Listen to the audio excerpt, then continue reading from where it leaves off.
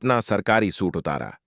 उन्होंने एक बिल्कुल साधारण हल्का हरे रंग का सूती सलवार सूट पहना, चेहरे पर हल्का सा पाउडर, आंखों में काजल और गले में एक पतली सी चेन। उन्होंने अपने बाल बांध लिए। उनके हाथ में एक छोटा सा बैग था जिसमें सिर्फ पानी की बोतल, कुछ पैसे और उनका प्राइवेट फोन था। वही एक साधारण सी लोकल बस में बैठी। बस में बैठी गांव की औरतें उन्हें देखकर समझ गईं कि वह शहर की हैं, पर कोई खास ध्यान नहीं दिया। डीएम को यह सब बड़ा अजीब लग रहा था। वह पहली बार अपनी पहचान के बिना बाहर जा रही थी। उन्हें डर भी लग रहा था, पर उनके अंदर एक जिद थी। मैं डीएम हूं और मेरा काम है लोगों को न्याय दिलाना। बस शिवपुर गांव के पास रुकी। डीएम उतरी। धूल भरा रास्ता, छोटे छोटे घर और दूर दूर तक खेतों का सन्नाटा। जैसे ही उन्होंने गांव में कदम रखा, उन्हें लगा जैसे हवा में भी डर घुला हुआ है। लोग उन्हें घूर रहे थे। अनजान औरत अकेली इस गांव में। डीएम अनन्या एक चाय की छोटी सी दुकान पर गई। भैया, एक चाय देना और थोड़ा पानी। चाय वाला, एक अधेड़ उम्र का आदमी, डरते डरते उन्हें चाय देने आया। उसने फुसफुसाकर पूछा, आप नई लग रही हैं? कहां से आई हैं? डीएम ने नकली मुस्कान के साथ कहा, जी, मैं पास के शहर से आई हूं। मेरी मौसी यहां रहती थी, उनसे मिलने आई थी, पर घर नहीं मिल रहा। चाय वाला घबरा गया। कौन? मौसी कहां रहती थी? जल्दी बताओ और अपना काम करके जल्दी निकलो यहां से। डीएम ने पूछा, क्यों, क्या हुआ? सब इतना डरे हुए क्यों हैं? चाय वाला चारों तरफ देखा जैसे दीवारों के भी कान हो। मैडम जी, आप शहर की लगती हैं और शरीफ लगती हैं। मेरी मानो, यहां से जल्दी निकल जाओ। यह गांव अच्छा नहीं है। यहां सिर्फ एक ही कानून चलता है, भंवर सिंह का कानून। वह किसी भी नई लड़की को उठा ले जाता है। तभी पास में बैठे एक बुजुर्ग ने, जो चुपचाप हुक्का पी रहा था, उन्हें देखा। वह कुछ बोले नहीं, बस अपनी उंगली से हवा में एक टेढ़ी मेढ़ी लाइन खींची। इसका मतलब था, यहां सब कुछ सामने से कुछ और है, पीछे से कुछ और। डीएम ने यह इशारा समझ लिया। गांव वाले अपनी जान के डर से खुलकर बात नहीं करेंगे। यह मामला इतना गहरा है कि डर उनके दिल में बैठ गया है। डीएम ने चाय का पैसा दिया और आगे बढ़ गई। उनके दिल में अब गुस्सा भर गया था। इस आतंक को तो जड़ से मिटाना ही होगा। उन्होंने मन में ठान लिया। डीएम अनन्य धीरे धीरे गांव के बाजार की तरफ आई। वह बिल्कुल आम औरतों की तरह सब्जी के ठेले के पास रुकी और उस सब्जी वाले से पूछी, भैया, ये टमाटर कैसे दिए? सब्जी वाला बोला, 20 रुपए किलो दीदी। डीएम टमाटर चुनने लगी। तभी एक तेज आवाज आई, ओए ठेले वाले, मेरी तरफ देख। यह आवाज थी रवि सिंह की। वह एक सफेद स्कॉर्पियो से उतरा। उसके साथ 2 मोटे तगड़े गुंडे थे। ठेले वाला कांप गया। उसने जल्दी से रवि सिंह को नमस्ते किया। रवि ने ठेले पर रखे सबसे अच्छे आलू, प्याज और 2 किलो टमाटर उठाए और एक प्लास्टिक की थैली में भर दिए। ठेले वाला धीरे से बोला, बाबूजी। पैसे? रवि सिंह रुका। उसने अपनी पट की जेब में हाथ डाला, पर पैसे निकाले नहीं, और सब्जी वाला से बोला, ओए, तू जानता नहीं है क्या? मैं कौन हूं? पैसे किसके लिए? यह रवि सिंह का आर्डर है, उसने हंसते हुए कहा और आगे बढ़ गया। ठेले वाला मायूस हो गया और वह जानता था कि पैसे नहीं मिलेंगे। वह चुपचाप आंसू पोंछने लगा। डीएम अनन्य द्विवेदी ने यह सब देखा। उनके चेहरे पर गुस्सा नहीं था, बल्कि एक ठंडा घातक निश्चय था। उनका डीएम वाला दिमाग तुरंत एक्टिव हो गया। डीएम ने आवाज लगाया, रुकिए। उसके तुरंत बाद रवि सिंह के कदम रुक गए।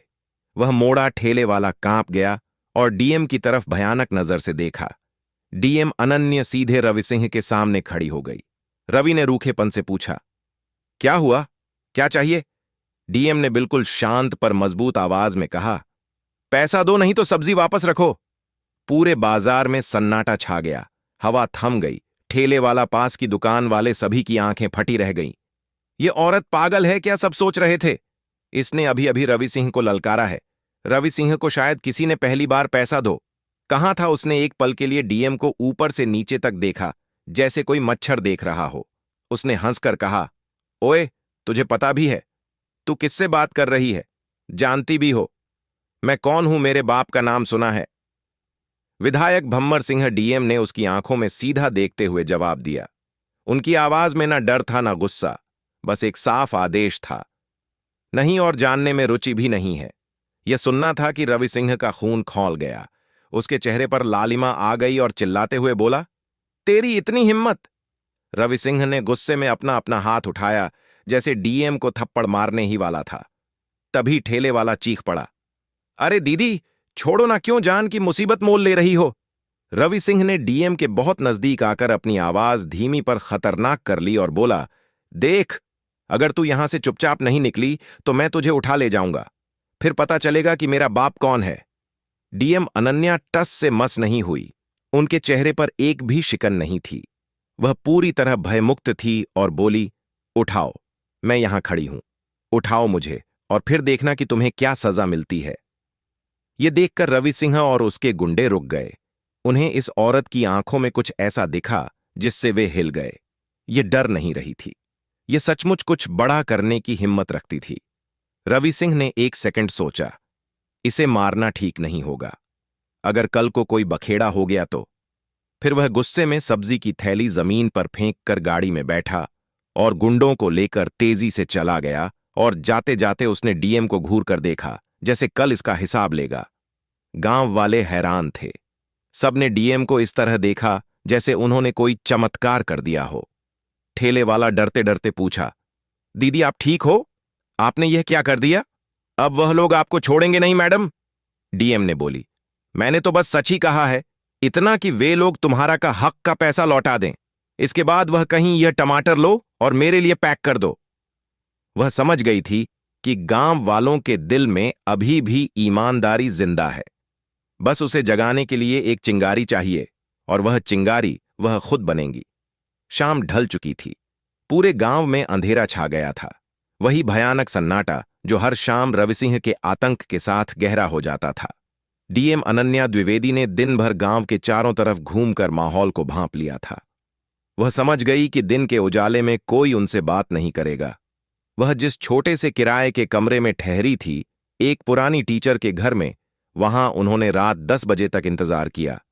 उन्होंने अपने कपड़ों के अंदर एक छोटा मगर पावरफुल रिकॉर्डर और कैमरा छिपा लिया था। उनके पास कोई हथियार नहीं था सिवाय उनकी बुद्धि और डीएम वाली पावर के। रात के लगभग 11 बजे वह चुपके से कमरे से बाहर निकली।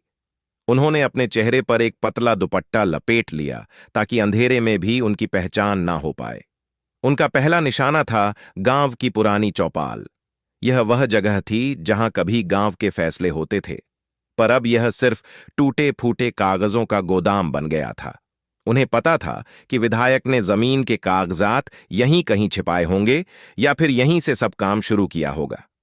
चौपाल में घना अंधेरा था। डीएम ने अपने फोन की टॉर्च को सबसे कम रोशनी पर सेट किया और धीरे धीरे अंदर गई। हवा में सीलन और पुरानी लकड़ी की महक थी। वह एक एक करके पुरानी अलमारियां टटोलने लगी। कुछ देर बाद उन्हें एक टूटे संदूक के नीचे धूल की मोटी परत के पीछे कपड़े में लिपटे हुए कुछ सरकारी कागज मिले। उनके दिल की धड़कन तेज हो गई। यह पक्का कुछ बद्दा सबूत था। उन्होंने कागजात खोले। अंधेरे में टॉर्च की हल्की रोशनी में उन्होंने देखा जमीन के नक्शे, असली नक्शे जिन पर पुराने किसानों के नाम थे। रजिस्ट्री के पुराने पन्ने, इन पर साफ दिख रहा था कि कैसे किसानों को धमकाकर उनके अंगूठे लगवाए गए थे। फर्जी स्टैंप पेपर, सबसे बड़ी बात, उन्हें एक खास स्टैंप मिला जो सिर्फ तहसीलदार के दफ्तर में इस्तेमाल होता था। पर यहां क्यों था? और इसके साथ थे हजारों फर्जी दस्तावेज जिन पर नए नाम चढ़ाए गए थे। अरे बाप रे, ये तो बहुत बद्दी साजिश है, डीएम ने फुसफुसाया। विधायक ने सिर्फ गुंडागर्दी नहीं की है, बल्कि पूरे सरकारी सिस्टम को अपने घर में बिठा लिया है। उन्होंने तुरंत अपने कैमरे से उन सभी कागजात की एनटीडी तस्वीरें लीं और रिकॉर्डर में अपनी आवाज में सारी डिटेल्स रिकॉर्ड कर ली। यह सब उनकी बॉडी प्लानिंग का हिस्सा था। डीएम को पता था कि कागजात से ज्यादा महत्वपूर्ण है इंसान का बयान।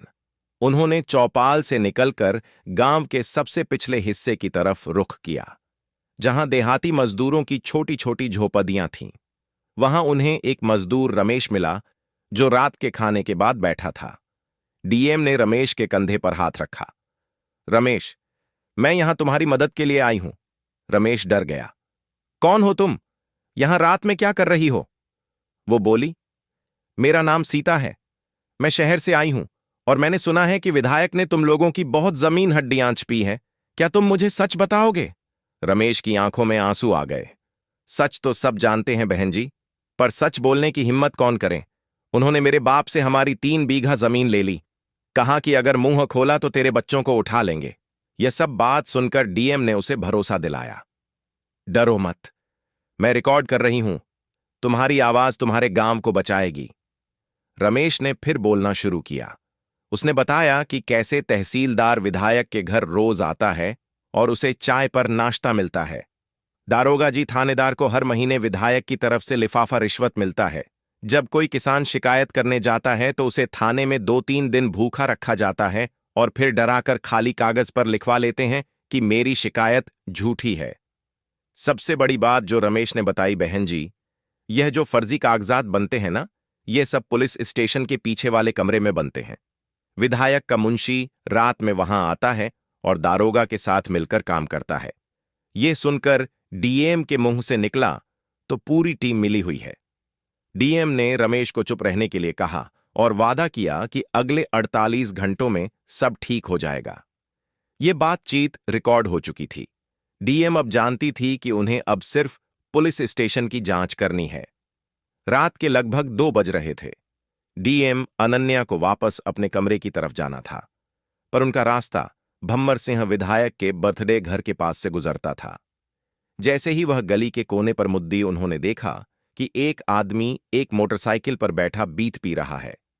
यह आदमी, जिसका नाम मुन्ना था, विधायक का भरोसेमंद गुंडा था। मुन्ना ने डीएम को देखा। एक अनजान औरत अकेली रात के 2 बजे। मुन्ना ने सोचा, यह शहर वाली औरत दिन में तो बहुत हेकदी दिखा रही थी, अब कहां जा रही है? मुन्ना की शक की सुई घूम गई। उसने अपनी बाइक स्टार्ट की और डीएम की तरफ आया और बोला, ओए लड़की रुक।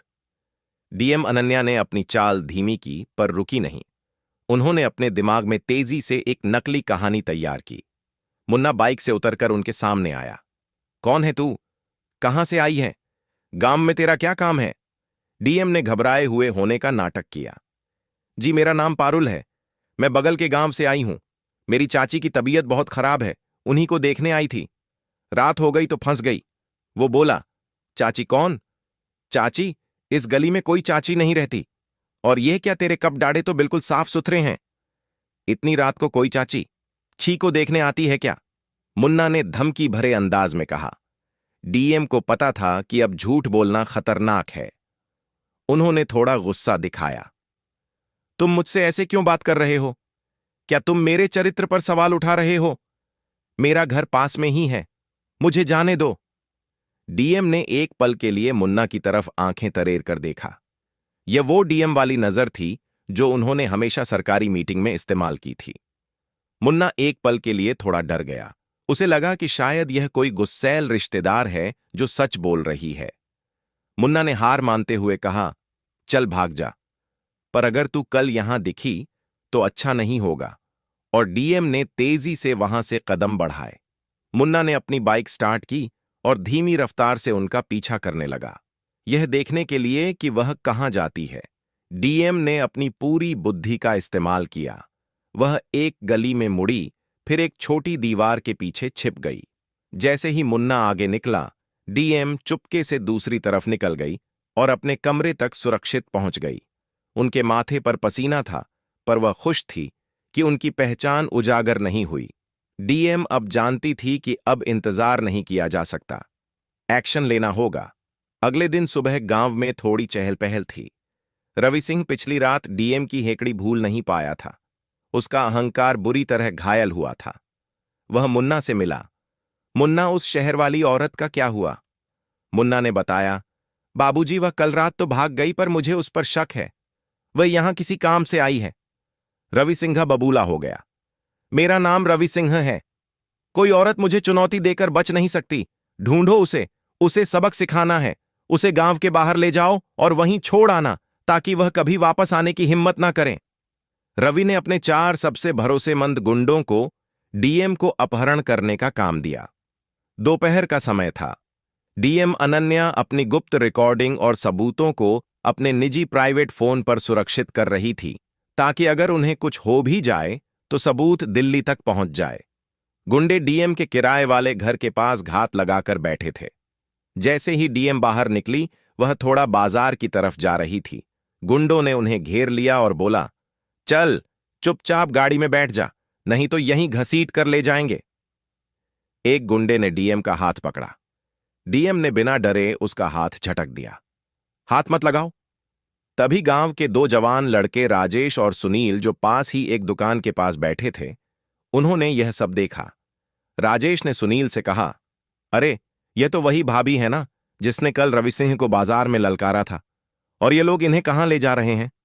ये दोनों लड़के बिना जाने कि डीएम कौन है, बस उस औरत की हिम्मत के कायल थे जिसने उनकी तरफ से आवाज उठाई थी। चल, हमें कुछ करना होगा। दोनों लड़के चुपके से पीछे से गए। राजेश ने एक गुंडे को धक्का दिया और सुनील ने दूसरे गुंडे के पैर में अपनी साइकिल फंसा दी। अचानक हुए इस हमले से गुंडे भौंचक्के रह गए। भागो दीदी भागो, राजेश चिल्लाया। डीएम को मौका मिल गया। वह तेजी से भागी और एक भीड़ भरी गली में घुस गई। गुंडे राजेश और सुनील को धमकाने लगे। डीएम अनन्या द्विवेदी बाल बाल बची थी। वह एक सुनसान जगह पर रुकी। उनकी सांस फूल रही थी, पर उनके चेहरे पर डर नहीं था। अब बस बहुत हो गया ड्रामा, अब यह खेल खत्म होगा।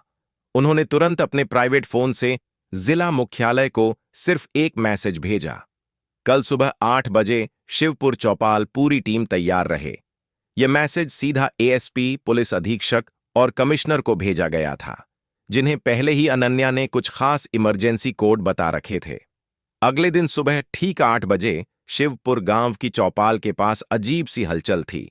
एक दो नहीं, बल्कि 40 से 50 सरकारी गाड़ियां तेजी से गांव में आ रही थीं। सबसे आगे एक नीली बत्ती वाली एएसपी की ऑफिशियल जीप थी। उसके पीछे मीडिया की वैन, नए तहसीलदार की गाड़ी और सैकड़ों की तादाद में पुलिस फोर्स। ऐसा लग रहा था जैसे गांव में कोई बहुत बड़ा युद्ध होने वाला हो। विधायक भंवर सिंह और उसका बेटा रवि सिंह, जो अभी अभी अपने आलीशान बंगले में नाश्ते के लिए उठ रहे थे, यह नजारा देखकर हक्के बक्के रह गए। तभी भंवर सिंह ने अपने मुंशी से पूछा, यह क्या हो रहा है जो मुंशी था? वह यह सब देखकर कांप रहा था और बोला, मालिक, मुझे नहीं पता। इतनी पुलिस तो कभी किसी इलेक्शन में भी नहीं आई है। रवि सिंह को अचानक पिछली रात की बात याद आई। कहीं वह शहर वाली औरत तो नहीं है? तभी मुंशी बोला, वह कौन होती है जो इतना बड़ा नाटक खड़ा कर दे? उसके बाद बाप बेटे अपने पने गुंडों को साथ लेकर घबराए हुए चौपाल की तरफ गए। चौपाल का नजारा देखने लायक था। पुलिस ने पूरे इलाके को एक रस्सी से घेर लिया था। गांव के सैकड़ों लोग डर और उत्सुकता के मारे दूर खड़े थे। पुलिस अफसर, मीडियाकर्मी सब इंतजार कर रहे थे। मंच पर बिल्कुल सामने एक औरत खड़ी थी। वह अब ना तो सादे सलवार सूट में थी, ना ही कल वाली डरी हुई पारुल। आज उन्होंने डीएम की ऑफिशियल सफेद हैंडलूम साड़ी पहनी थी, जो उनकी मजबूत शख्सियत को और भी ज्यादा दमदार बना रही थी। उनके कंधों पर सरकारी बैज चमक रहा था और उनकी आंखों में सरकारी पावर का आत्मविश्वास साफ झलक रहा था। उनके पीछे एएसपी, पुलिस अधीक्षक और जिले के बड़े बड़े अफसर सिर झुकाए खड़े थे, जैसे कोई सेनापति हो। विधायक भंवर सिंह और रवि सिंह वहां पहुंचे। भंवर सिंह ने गरज कर एएसपी से पूछा, ये क्या तमाशा है? एसपी साहब, बिना मेरी इजाजत के मेरे गांव में इतना बड़ा फोर्स क्यों उतारा है? मैं विधायक हूं। एसपी ने भंवर सिंह को देखा, पर कोई जवाब नहीं दिया। उनकी आंखें मंच पर खड़ी महिला पर टिकी थीं। रवि सिंह ने जब उस महिला को देखा तो उसके मुंह से डर के मारे एक धीमी चीख निकली, यह तो वही औरत है। बाजार वाली भंवर सिंह और रवि सिंह की आंखें आश्चर्य और सदमे से खुली की खुली रह गई। उनके मुंह से आवाज नहीं निकल रही थी। उनका सारा गुरूर, उनकी सारी दबंगई एक पल में मिट्टी में मिल गई थी। डीएम अनन्या द्विवेदी ने माइक लिया। उन्होंने एक गहरी सांस ली और बोला, शांत, शिवपुर गांव के मेरे भाइयों और बहनों, आज आप लोगों को चुप रहने की जरूरत नहीं है। आज मेरी बारी है बोलने की। गांव में इतना सन्नाटा छा गया था कि किसी के दिल की धड़कन भी सुनी जा सकती थी। सब एक दूसरे को देख रहे थे। ठेले वाला राम प्रसाद, दादा रमेश, मजदूर सब अक थे। उनकी आंखों में अभी भी अविश्वास था। डीएम अनन्या द्विवेदी ने आवाज थोड़ी ऊंची की और उनकी आवाज में गर्जना थी जो हवा में गूंजती हुई विधायक के सीने पर चोट कर रही थी। मैं अनन्या द्विवेदी आपके जिले की डीएम हूं, वही डीएम जिसे आप लोग साहब कहकर बुलाते हैं, पर जिसने आप लोगों के दर्द को देखने के लिए सादे कपड़ों में आपके बीच 3 दिन बिताई है। इस एक लाइन ने पूरे गांव को हिलाकर रख दिया। रामप्रसाद दादा वहीं जमीन पर बैठ गए। उनकी आंखें भर आईं। यह विश्वास करना मुश्किल था कि जिस बूढ़े आदमी ने डरते डरते बस स्टैंड पर एक ड्राइवर को अपनी बात बताई थी, उसी बूढ़े आदमी की बात पर जिले की सबसे बड़ी अफसर ने अपनी जान दांव पर लगा दी। डीएम ने विधायक और उसके बेटे की तरफ देखा। उनकी नजरों में अब एक डीएम की शक्ति थी। कल जो कुछ मैंने अपनी आंखों से देखा है वह आज खत्म होगा। मैंने देखा कि विधायक भंवर सिंह और उसका बेटा रवि सिंह आप लोगों की जमीनों पर किस तरह जबरदस्ती कब्जा कर रहे हैं। मैंने देखा कि कैसे पुलिस स्टेशन इनका अड्डा बन चुका है। मैंने देखा कि आप सब किस तरह डर के साए में एक एक पल मौत की तरह जी रहे हैं। डीएम ने अपना गुस्सा जाहिर किया और बोला, मुझे शर्म आती है इस जिले के प्रशासन पर। मैं आप लोगों को बताना चाहती हूं कि मैंने कल रात गांव की चौपाल से फर्जी कागजात बरामद किए हैं। मैंने मजदूरों से बात की है और मैंने खुद देखा कि कैसे इस विधायक के बेटे ने बाजार में एक गरीब ठेले वाले को सरेआम लूटा, और जब मैंने विरोध किया तो इन लोगों ने मुझे अगवा करने की कोशिश की। रवि सिंह का चेहरा सफेद पड़ गया। वह भंवर सिंह के पीछे छिपने की कोशिश करने लगा। डीएम ने मुड़कर एसपी को आदेश दिया। उनका लहजा अब सख्त हो गया था। किसी भी तरह की नरमी का कोई निशान नहीं था। उनकी आवाज कमांडिंग थी, एक ऐसी आवाज जो सीधे नियम कानून को लागू करती थी। एसपी साहब, ये रहे सबूत। मेरे पास फर्जी कागजात की तस्वीरें, मजदूरों के बयान की रिकॉर्डिंग और पूरी साजिश के पुख्ता प्रूफ हैं। कोई भी वकील इन्हें झूठा साबित नहीं कर सकता। सबसे पहले विधायक के इस मुंशी को हिरासत में लिया जाए जिसने जमीनों के फर्जी कागजात बनाए हैं। एसपी ने तुरंत सैल्यूट किया। वह जानता था कि यह सिर्फ एक रूटीन गिरफ्तारी नहीं बल्कि एक बड़ी राजनीतिक साफ सफाई थी। पुलिस ने तुरंत मुंशी को दबोच लिया। मुंशी चीखने लगा, साहब मेरा कोई कसूर नहीं, मुझे विधायक ने धमकाया था, पर उसकी आवाज को अनसुना कर दिया गया।